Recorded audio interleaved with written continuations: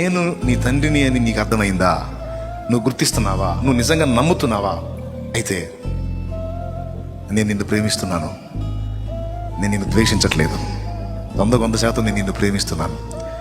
నిన్ను ప్రేమించే నేను, నీ తండ్రినైనా నేను, నీ కీడు కోరతానా మేలు కోరతానా అని అడుగుతున్నాడు ఆయన. నా తండ్రి అయ్యా నువ్వు అన్నావు. ఓకే, నీ తండ్రిని అయినందున నిన్ను ప్రేమిస్తానా ద్వేషిస్తానా? రైట్, ప్రేమిస్తాను. నిన్ను ప్రేమించే నేను నీ కీడు కోరతానా నీ మేలు కోరతానా? ఎన్ని % కోరతాను? 20%, 30%, 30%?